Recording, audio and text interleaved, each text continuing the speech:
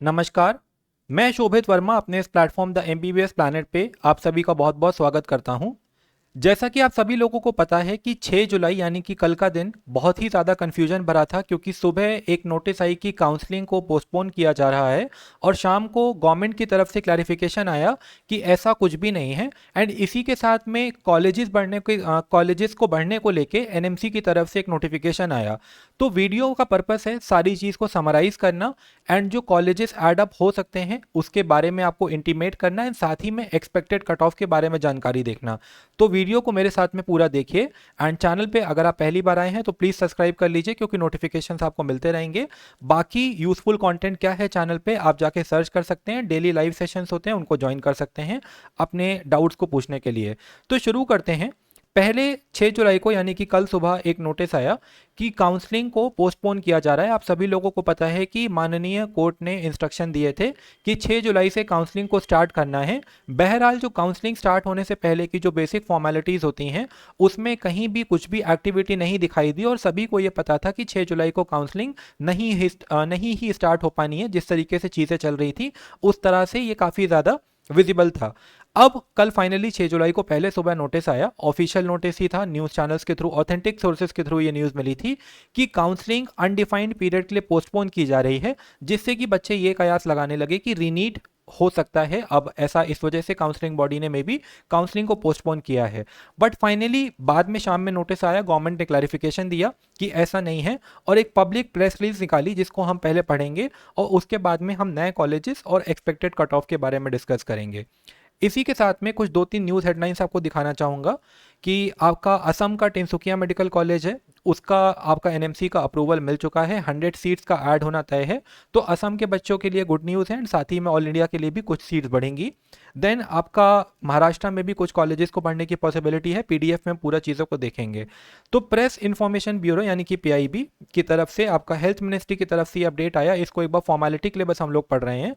The MCC under the DGHS has not yet notified the counseling schedule of NEET UG and NEET PG courses for the year 2024। NEET PG के लिए तो नहीं कर सकते हैं क्योंकि ऑब्वियस है कि एग्जाम पोस्टपोन हो गया है। The counseling is announced by MCC on its website on the basis of completion of exam process and finalization of seat matrix by the NMC.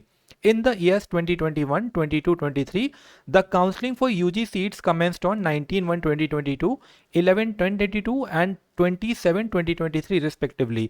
तो लास्ट ईयर काउंसलिंग 20 जुलाई को शुरू हुई थी, इसके हिसाब से हम बहुत लेट नहीं है। एंड इस बार भी ये आया था कि आपका जो सीट मैट्रिक्स आने के बाद में काउंसलिंग लगभग एंड ऑफ जुलाई या फिर थर्ड वीक ऑफ जुलाई के आसपास से शुरू होने के कयास लगाए जा रहे हैं। अब बात करते हैं सीट मैट्रिक्स को लेके और नए कॉलेजेस के फाइनलाइजेशन को लेके। तो आप सभी को बताना चाहूँगा कि सीट मैट्रिक्स का रजिस्ट्रेशन प्रोसेस के स्टार्ट होने से कुछ बहुत ज़्यादा ताल्लुक नहीं है। हर साल आपका रजिस्ट्रेशन प्रोसेस स्टार्ट होने के दिन आपका सीट मैट्रिक्स आ जाता था। मेरा पर्सनली ये ओपिनियन है कि सिंस नीट में हुई इरेगुलरिटीज़ को लेके गवर्नमेंट बहुत ही ज़्यादा सवालों के घेरे में है, तो गवर्नमेंट भी ये चाहती है कि ज़्यादा से ज़्यादा मेडिकल कॉलेजेस इस बार ऐड ऑन हो जाएं, जिससे कि ज़्यादा से ज़्यादा बच्चों को कॉलेजेस मिल पाएँ और थोड़ा सा ये जो पब्लिक आउटरीच हो उसको लेके वो अपनी इमेज को फिर से पैसिफाई कर पाएँ और पॉजिटिव साइड में टर्न अप कर पाएँ। तो वो भी चाहते हैं कि मैक्सिमम कॉलेजेस को आपके अप्रूवल्स या फिर आपकी जो एलओपी होती है वो मिल जाए। तो यहाँ से हमें एक इंडिकेशन मिलता है कि काउंसलिंग जो है वो आपके लगभग जुलाई के पीरियड तक शुरू हो सकती है, एंड ऑफ जुलाई के आसपास शुरू हो सकती है। पीडब्ल्यूडी का नोटिफिकेशन भी अगर आएगा तो थोड़ा लेट होते होते रजिस्ट्रेशन प्रोसेस जो है हो सकता है वो 1 अगस्त के आसपास स्टार्ट होने की चांसेस बने। देन इसी के साथ में कल एक और नोटिस आया जहाँ पे नेशनल मेडिकल कमीशन यानी कि एनएमसी, जो कि ऑफिशियल बॉडी है जो कि नए मेडिकल कॉलेजेस का इंस्पेक्शन करती है और उनको रिकॉग्नाइज करती है, रिकॉग्निशन देती है। कुछ दिन पहले यूपी के कॉलेजेस को लेके न्यूज़ आई थी, 25, 26, 27 के आसपास मैंने वीडियो भी बनाई थी और आपको सारी चीज़ें डिटेल में बताई थी। तो वहाँ पे हमने देखा था कि 13 मेडिकल कॉलेजेस का एनएमसी ने इंस्पेक्शन पूरा किया एंड उन्होंने बोला था कि हफ्ते से 10 दिन के अंदर इनका अप्रूवल आ जाएगा। पर अब एनएमसी की तरफ से ऑफिशियल अपडेट ये आया है कि उन्होंने कॉलेजेस को उनकी रजिस्टर्ड ईमेल आईडी पे अप्रूवल की डिटेल्स या फिर जो भी शॉर्टकमिंग है, यानी कि कुछ कॉलेजेस जिनको अप्रूवल नहीं मिला है उनको वो किस कारण से नहीं मिला है वो सारी डिटेल्स उन्होंने मेंशन कर दी हैं और उन कॉलेजेस की लिस्ट को अटैच किया है। तो सबसे ज़रूरी ये समझना है कि इन कॉलेजेस को, जैसा कि यूट्यूब पे प्रेजेंट किया जा रहा है, ये सारे कॉलेजेस जो हैं वो ओपन होने का अभी आपको इस लिस्ट से नहीं पता लग पाएगा। इस लिस्ट से आपको बस ये पता लग पाएगा कि किन किन कॉलेजेस ने अप्रूवल के लिए अप्लाई किया हुआ है। एनएमसी ने इस लिस्ट के जरिए ये नहीं बताया है कि एनएमसी ने किस कॉलेजेस को अप्रूवल दे दिया है, ये इन्फॉर्मेशन अभी भी कॉन्फिडेंशियल है। तो एक्सपेक्टेड कट ऑफ को लेके हम बहुत ज़्यादा प्रोजेक्शन अभी नहीं कर सकते हैं, पर कैसे एक्सपेक्टेड कट ऑफ पे प्रोजेक्शन करेंगे इसके बारे में मैं आपको ज़रूर बताना चाहूँगा। तो एक पीडीएफ पे आते हैं।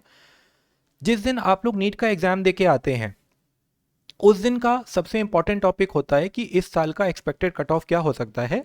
एंड एक्सपेक्टेड कट ऑफ की जो कैलकुलेशन होती है वो हमेशा लास्ट ईयर के कट ऑफ के बेसिस पे, अगर इस साल यानी कि प्रेजेंट ईयर में कुछ सीट्स ऐड ऑन हो रही होती हैं, इन दोनों के बेसिस पे किया जाता है। इसमें नंबर ऑफ सीट्स कितनी है, कितने नंबर ऑफ स्टूडेंट्स ने एग्जाम दिया, ये सब पैरामीटर बहुत ज़्यादा मैटर नहीं करता है। एज स्टूडेंट्स एंड पेरेंट्स आप लोगों को लगता है कि इसमें शायद बहुत कॉम्प्लेक्स एनालिसिस इन्वॉल्व होता है, पर ऐसा बिल्कुल भी नहीं। ये बहुत ही simple, straight and logical analysis होता है एंड इसको इसी तरीके से किया जाता है। इसमें कोई भी ऐसी कॉम्प्लेक्सिटी नहीं होती है और इस तरीके के पैरामीटर्स का यूज़ नहीं होता है। सिंपल है, कितनी सीट्स ऐड हो रही हैं, कहाँ पे सीट ऐड होने से कितना इफेक्ट आता है। तो अगर हम एक्सपेक्टेड कट ऑफ की बात करते हैं, दो तीन चीज़ें आपको एक्सपेक्टेड कट ऑफ को लेके बताना चाहूँगा। जो बच्चे 22-23 हज़ार रैंक से पार हैं, यानी कि थोड़ा सा रेड जोन जिसको बोला जाता है वहाँ पे हैं, उन बच्चों को ये समझना होगा कि काउंसलिंग के राउंड जैसे जैसे आगे बढ़ते हैं वैसे वैसे कट ऑफ गिरता है एंड कट ऑफ गिरने के साथ साथ आपको सीट मिलने की अपॉर्चुनिटी होती है। तो 22-23 हज़ार रैंक के जो बच्चे पार हैं उनको कॉलेज सेकंड या थर्ड या फिर फोर्थ राउंड ऑफ काउंसलिंग में ही मिलना पॉसिबल होगा, फर्स्ट राउंड में नहीं मिलना पॉसिबल होगा। तो अगर आपको कोई ऐसा कह रहा है कि फर्स्ट राउंड से ही अप्लाई करो, सारे कॉलेजेस डाल दो, तो वो थोड़ा सा गलत गाइडेंस है। फर्स्ट राउंड में अगर आप कॉलेज डाल भी देंगे और सपोज करिए किसी को फर्स्ट राउंड में अगर तमिलनाडु का लास्ट कॉलेज मिला और वो जाके ज्वाइन कर लेता है और वो बच्चा यूपी का है या बिहार का है, तो उसका बहुत लॉस करवाया जा रहा है। लॉस पैसे का, टाइम का, एनर्जी का। क्योंकि सेकेंड राउंड में अगर आप प्रॉपर तरीके से डेटा एनालाइज करेंगे तो सेकेंड राउंड में सीट्स सारी के सारी आ जाती हैं, क्योंकि कोई भी बच्चा इतने दूर जाके ज्वाइन नहीं करता है, बस कुछ ही बच्चे ज्वाइन करते हैं जिनको गलत गाइडेंस होता है। तो जैसे जैसे काउंसलिंग आगे बढ़ती है कट ऑफ का गिरना निश्चित होता है, हर साल का पैटर्न यही है। तो इसको आपको लेके नहीं घबराना है। हम जब लास्ट ईयर के कट ऑफ को, जैसे कि लास्ट ईयर भी सीट्स ऐड हुई थी, आप जो पीछे मेरे डेटा देख रहे हैं आप यहाँ पे देख पाएंगे कि अगर हम 2022 की बात करें तो राउंड वन का जो कट ऑफ था वो 17,401 था, और अगर हम 2023 की बात करें तो राउंड वन का जो कट ऑफ था वो कुछ आपका 19,300 के आसपास था, जो कि सीट बढ़ने की वजह से गिरा था। तो अगर हम इस साल का जब डेटा जनरेट होगा, जब नया डेटा आएगा, जो इस साल का राउंड वन का कट ऑफ होगा, उसके बेसिस पे कंपैरिजन करके ही आपको ये बताया जाना पॉसिबल है कि आगे राउंड 2 और राउंड 3 में रिस्पेक्टिवली क्या कट ऑफ जनरेट हो सकते हैं एंड किन बच्चों को किन रैंक से कॉलेज मिलने की पॉसिबिलिटी बनेगी, अलग अलग कैटेगरी के कट ऑफ के एनालिसिस थे। सो ये सिंपल तरीका होता है। इस नोटिस को, जो कि एनएमसी के द्वारा नोटिस आया है, कुछ लोग कह रहे हैं कि 113 के 13 कॉलेजेस खुल गए हैं, जो कि बिल्कुल भी नहीं है। 113 में से लगभग 50-60% के आसपास कॉलेज जो हैं वो गवर्नमेंट कॉलेजेस होंगे, जिसमें से ऑलमोस्ट 60 to 70% कॉलेजेस को अप्रूवल मिलने की एक्सपेक्टेशन रखी जा रही है। यूपी में 13 में से 8 से 10 कॉलेजेस को अप्रूवल मिलने का ऑलमोस्ट फिक्सेशन है, ये ऐसा न्यूज़ हमें प्राप्त हुआ है। 2 से 3 कॉलेजेस को ऐसा हो सकता है कि अप्रूवल ना मिले। यूपी के एक्सपेक्टेड कॉलेजेस को लेके मैं वीडियो बना चुका हूँ। ये इन्फॉर्मेशन सारी थी काउंसलिंग के बारे में। काउंसलिंग आपकी जुलाई से स्टार्ट हो सकती है। फिलहाल कल कोर्ट में हियरिंग है, तो उसके लिए हमें थोड़ा सा पेशेंस रखना है। देखते हैं कि कल कोर्ट में क्या होता है। हियरिंग होनी है एंड वहाँ पे डेफिनेटली कुछ ना कुछ आर्ग्यूमेंट्स होने वाले हैं, ऐसा एविडेंट है। यानी कि दोनों पक्षों की तरफ से, दोनों पार्टीज की तरफ से, जो लोग रीनीट को प्रपोज कर रहे हैं और जो लोग रीनीट को नहीं प्रपोज कर रहे हैं, दोनों पार्टीज, क्योंकि गवर्नमेंट के अगेंस्ट और एनटीए के अगेंस्ट बहुत सारे केसेस हैं एंड छोटी छोटी चीज़ों को लेके वहाँ पे क्वेश्चनिंग होने जा रही है। एंड इसी के साथ में एक इंपॉर्टेंट पॉइंट जो था वो आपको ये बताना चाहूँगा कि एनटीए ने जो अपने एफिडेविट्स फाइल किए हैं, वो एफिडेविट्स जो हैं एक नॉर्मल रूटीन लीगल प्रैक्टिस होती है कि दोनों पार्टीज को कोर्ट की हियरिंग से पहले आपके एफिडेविट्स फाइल करने होते हैं। पर उन्होंने एक चीज़ का जवाब अभी भी जनता को और कोर्ट को नहीं दिया है कि जो सिंगल डे रजिस्ट्रेशन को लेके वीडियो खोली गई थी वो उन्होंने उस तरीके से क्यों किया, एंड वहाँ पे जिन बच्चों ने ज्वाइन किया, जिन बच्चों ने रजिस्ट्रेशन किया, उसमें से कितने बच्चे कट ऑफ को पार कर रहे हैं, कितने बच्चे टॉप कर रहे हैं, इस तरीके का कोई भी डेटा उन्होंने नहीं दिया है, जो कि मोस्ट प्रोबेबली उनसे कोर्ट में मांगा जाएगा। तो ये थी सारी न्यूज़। आई होप कि आपको सारी चीज़ें अच्छे से समझ में आई होंगी। समराइज़ करना चाहूँगा, कल कोर्ट की हियरिंग है, उसके लिए आपको स्पेकुलेशन नहीं लगाना है, हम साथ में एनालाइज करेंगे कि कोर्ट में क्या हो रहा है, अपडेट्स अगर लाइव जनरेट होंगी तो। एंड उम्मीद करते हैं कि सभी पक्षों के साथ में इंसाफ हो। देन आपके नए कॉलेजेस को खुलने को लेके अभी बस ये नोटिफिकेशन आया है कि कहाँ कहाँ पे अप्रूवल के लिए अप्लाई किया गया था, और एनएमसी ने उन कॉलेजेस को बता दिया है, उनके कान में जाके बता दिया है, बीच में कहीं भी इंफॉर्मेशन लीक नहीं हुई है। तो अगर कोई इंफॉर्मेशन ऐसी इंटरनली हमें पता चलती है तो हम आपको आके बताएंगे।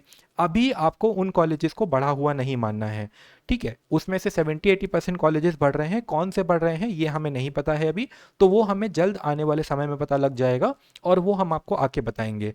तीसरी बात आपको ये बताना चाहूँगा कि काउंसलिंग आपके एंड ऑफ जुलाई के आसपास स्टार्ट होने की प्रोबेबिलिटी रहेगी, जो कि अभी एविडेंट है। सीट मैट्रिक्स आने तक आपके इस तरीके की प्रोबेबिलिटी बन सकती है। काउंसलिंग की सबसे पहली प्रक्रिया है कि पीडब्ल्यूडी का आपका नोटिफिकेशन आएगा, दूसरा पार्ट आपका रजिस्ट्रेशन स्टार्ट होगा, और रजिस्ट्रेशन के समय पे ही उसकी जो रूल बुकलेट, इन्फॉर्मेशन बुकलेट होती है, और साथ ही सीट मैट्रिक्स आता है।